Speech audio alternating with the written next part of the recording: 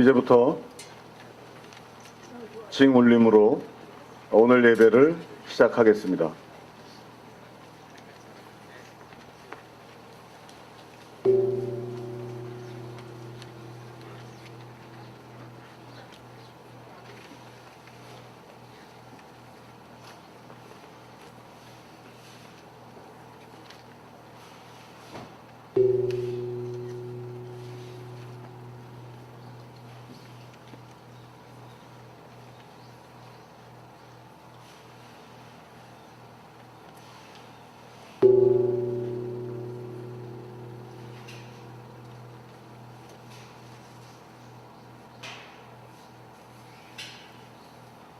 주님, 나를 대적하는 자들이 어찌 이렇게도 많습니까? 나를 치려고 일어서는 자들이 어찌 이렇게도 많습니까? 나를 빗대어 하나님도 너를 돕지 않는다 하고 빈정대는 자들이 어찌 이렇게도 많습니까? 그러나 주님은 나를 에워싸주는 방패, 나의 영광, 나의 머리를 들게 하시는 분이시니 내가 주님을 바라보며 소리 높여 부르짖을 때 주님께서는 그 거룩한 산에서 응답하여 주십니다.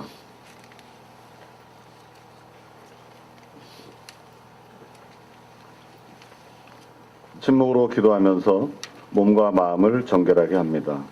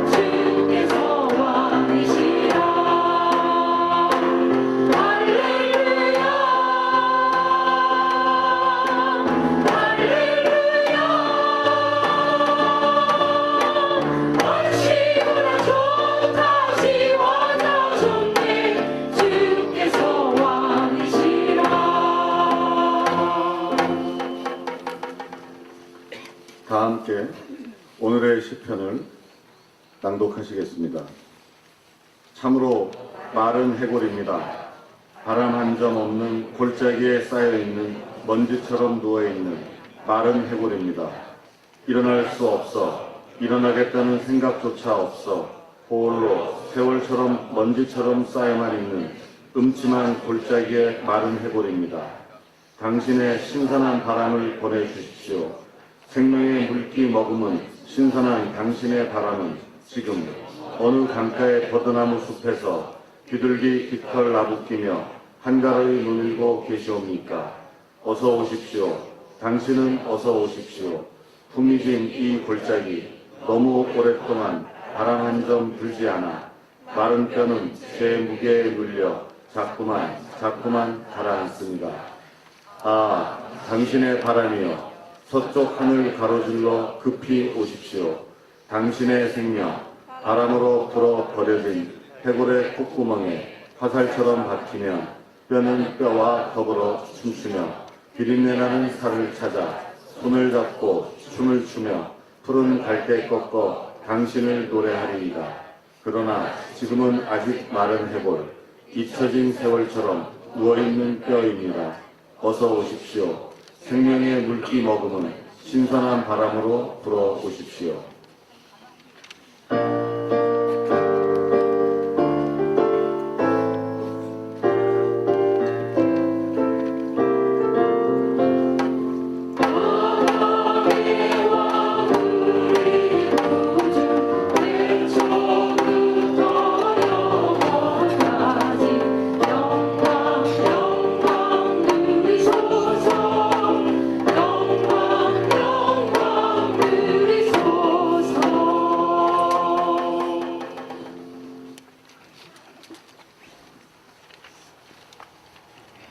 형제들아, 너희가 여러 가지 시험을 만나거든 온전히 기쁘게 여기라. 이는 너희 믿음의 시련이 인내를 만들어낸다. 라고 말씀하신 것을 기억합니다. 주신 고난을 기쁘게 여기겠습니다.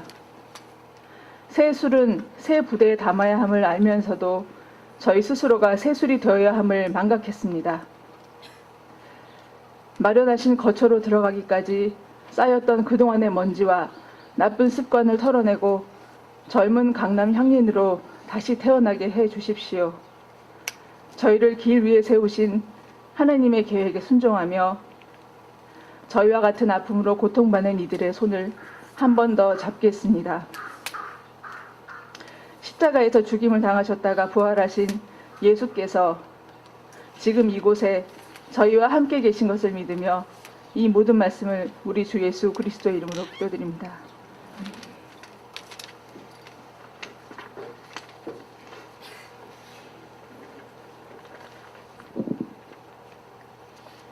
쫓겨난 자와 함께 하시는 주님, 4월입니다.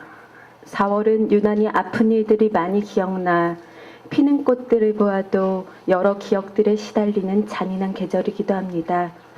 한창 따사롭다가 다시 예년보다 서늘해진 날씨에 우리는 좀 더 단단히 옷을 챙겨 입고 이 현장 예배, 야외 예배에 나왔습니다. 고난받는 현장에 직접 달려가 야외 예배를 하는 것이 제자의 일 중 하나라 생각하며 살아왔지만 오늘은 우리가 모여 기도하던 성전에서 쫓겨났기에 할 일 없이 우리가 겪는 고난의 현장에서 야외 예배를 하게 되었습니다. 우리가 주말마다 찾아가고 그 주말을 넘어서 주중의 일상을 의지하던 거여동의 성소가 예고 없이 강제 철거되었기 때문입니다. 그 교회를 사랑하고 그 정신을 지켜온 세월이 강한 만큼 매우 강력한 저항이 예상된다며 우리의 성전은 더욱 급속하게 철거되었습니다. 주님, 우리는 우리의 고난을 고백합니다. 타인의 문제가 아닌 우리의 문제로 다시 달려갑니다. 주님, 우리는 언제나 이렇게 우리의 의지가 아닌 것들에 의해 쫓겨날 수 있는 연약한 존재들입니다. 하지만 주님, 우리는 또한 주님의 뜻이 아니라 생각되는 세상의 논리에는 순종하지 않는 강한 주님의 제자들입니다. 그리하여 오늘 이 자리에 모여 예배를 드리고 있습니다. 참 많은 사람들에게 소중한 곳이지만 이 성전은 저에게도 말할 수 없이 귀한 공간입니다. 20대 초반 세상이 도무지 이해되지 않아 위로가 필요했습니다. 부당한 세상의 목소리에 지쳐 있을 때 저는 물어물어 성서학당이 있는 강남 향린의 처소를 찾았습니다. 그 이전에도 교회를 찾아본 적 없었던 것은 아니지만 워십과 기도에 자기 도취적으로 눈물 흘리는 일이 신앙의 전부일 때도 있었습니다. 성서학당을 드나들며 격가지로 신학 지식을 공부하면서 앞으로 제가 쓰려는 글에 도움이 되었으면 바라기도 하였었지요. 그러나 그 당시 강남향림교회의 담임 목사셨던 김경호 목사님의 말씀에 한없이 부끄러움을 느꼈습니다. 지식으로 신학을 받아들이는 것은 한계가 있다. 교회를 선택하여 작은 것이라도 실천한다면 자신이 배운 신학적 지식이 어떤 것인지 더 잘 알게 될 것이다. 자기 선택에 책임지는 제자가 되겠다는 마음으로 자기 도취적 눈물이 아닌 타인을 위한 눈물의 의미를 알아가겠다는 마음으로 저는 이 장소를 선택했습니다. 함께 공부하고 함께 노래하고 함께 밥을 지어 먹었습니다.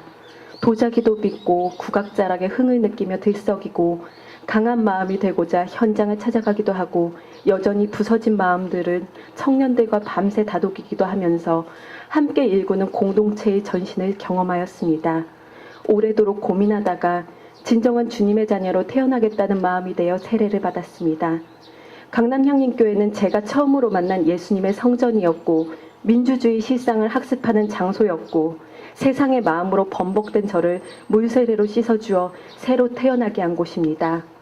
강남향림교회에서 파송된 이후 들꽃향림교회에서 10여 년의 신앙생활을 더 길게 하였지만 제가 강남향림교회에서 새로 태어난 존재라는 걸 한 번도 잊어본 적이 없습니다. 저에게 이 성전은 고향과도 같은 장소이면서 제 처음의 마음들을 움찔거리게 하는 십자가 그 자체입니다. 오래전에 들꽃향린으로 떠나온 저에게도 강남향린이 이런 의미일진데 현재 그곳을 보금자리로 삼고 있는 강남 향림 교우들의 애통한 마음은 이루 말로 헤아릴 수가 없습니다. 여러 인연으로 저와 같은 마음이 되어 우리 향림 공동체의 지체가 무너진 강남 향림교회 앞에서 함께 예배드리고 있습니다.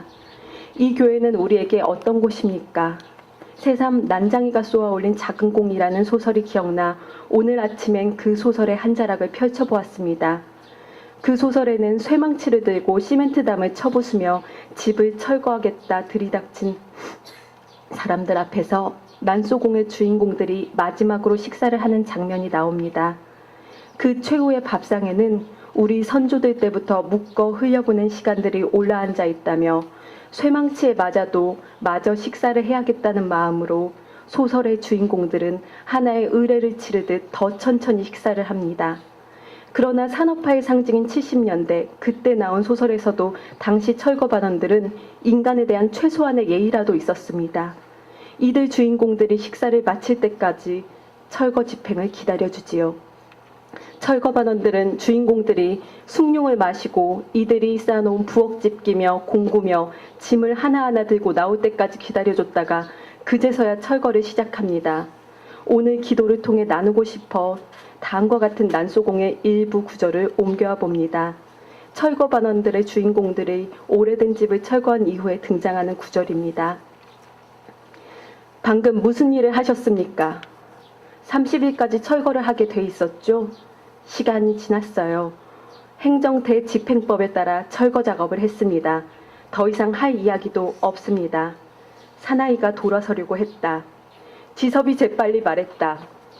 지금 선생이 무슨 일을 지휘했는지 아십니까? 편의상 500년이라고 하겠습니다. 1000년도 더 될 수 있지만 방금 선생은 500년이 걸려 지은 집을 헐어버렸습니다. 5년이 아니라 500년입니다. 주님, 그동안 500년이 걸려 지은 집들이 헐려왔습니다. 우리 강남향림교회의 역사는 몇 년이 되었나요? 과연 몇 년이라 할 수 있을지요?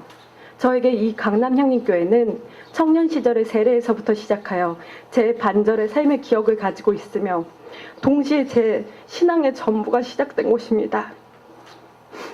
저뿐만 아니라 여기 있는 우리 모두에게는 각자 강남향림교회에 깊이 연루된 지워지지 않는 세월이 있습니다. 강남향림교회는 향림교회에서부터 나왔으며 들꽃 향림교회를 낳았습니다. 향림정신의 오랜 역사와 함께합니다. 한국 기독교의 양심은 물론 우리의 고통스러운 근현대사의 아픔과 함께해왔습니다. 예수 이후의 2000여 년의 역사, 그 이전 야훼 하나님이 세우신 정의의 역사와도 함께합니다. 마치 강물과 같이 특정한 수로 측량할 수 없는 오래된 역사를 살았습니다. 그런데 누군가가 그 역사적인 장소를 존엄하게 떠날 권리를 말살하고 이곳을 온전히 추억하며 최후의 식탁을 나눌 권리마저 빼앗았습니다. 철거하여 신속히 세우려는 것은 누구의 법이며 누구의 이득입니까? 주님, 누군가의 처참한 고통으로 발생하는 이득을 우리는 반대합니다. 비단 이 현장만의 문제가 아니라 누구나 처할 수 있는 고통이라 더더욱 강하게 반대합니다. 우리가 오늘 이 현장 예배에서 온전히 세우려는 것은 주님의 법이자 마지막까지 지켜져야 할 인간의 존엄과 품격입니다. 오늘의 강제 침탈 현장에서 숨겨진 의혹들이 있다면 진실로서 풀려져야 할 것이고 인간의 존엄한 권리를 말살한 족속들은 응당 그 책임과 부끄러움을 알아야 할 것입니다. 주님, 언젠가 우리가 붙여나간 작은 십자가들을 하나하나 도려내어 폐기물로 던져버린 이들이 있습니다. 이 세상에 그처럼 강제적으로 던져서 버려져야 할 존재는 단 하나도 없습니다.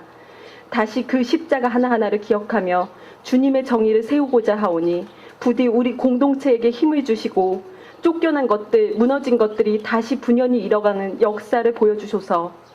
우리는 약하나 주님은 강하시니 내 능력은 약한 데서 완전하게 된다는 주님 말씀에 의지하여 더욱 진실하게 강해지려 합니다.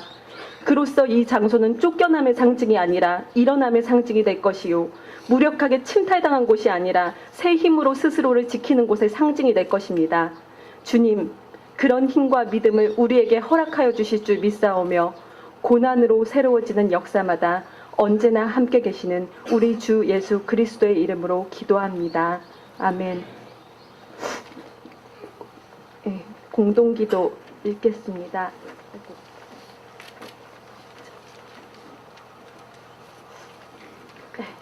주의 기도 함께 읽겠습니다. 하늘에 계신 우리 하나님, 하나님의 이름을 거룩하게 하시며 하나님의 나라가 오게 하시며 하나님의 뜻이 하늘에서와 같이 땅에서도 이루어지게 하소서. 오늘 우리에게 일용할 양식을 주시고 우리가 우리에게 잘못한 사람을 용서하여 준 것 같이 우리 죄를 용서하여 주시고 우리를 시험에 빠지지 않게 하시고 악에서 구하소서. 나라와 권능과 영광이 영원히 하나님의 것입니다. 아멘.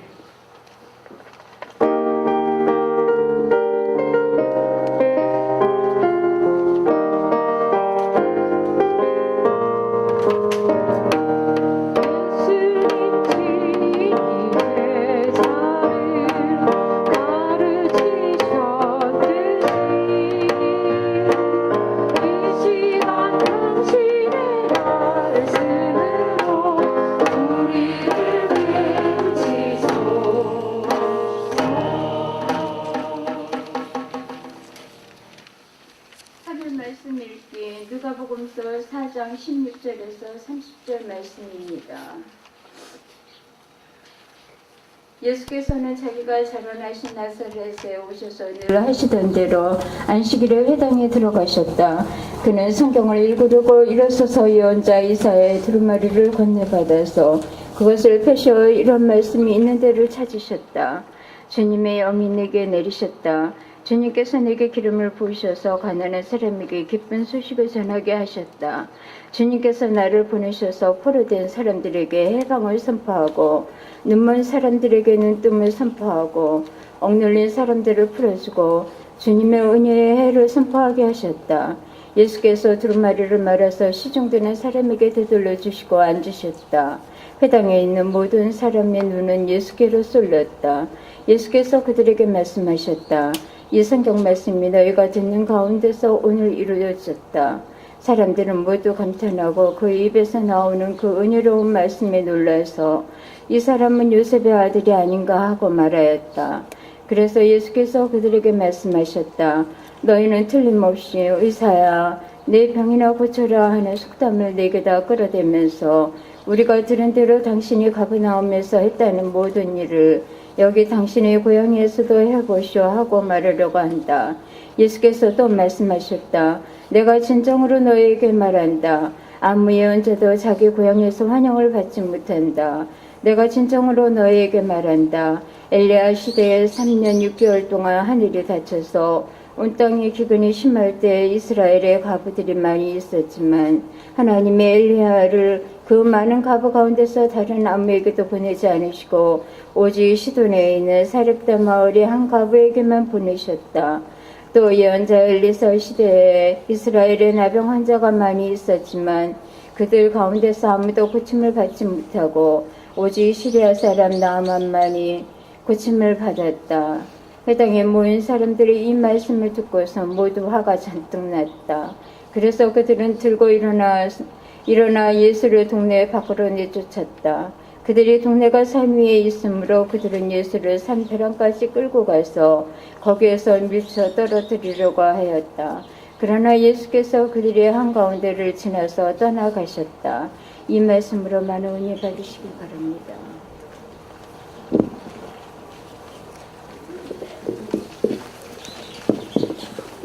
이 시간 연합성가대 찬양 있겠습니다.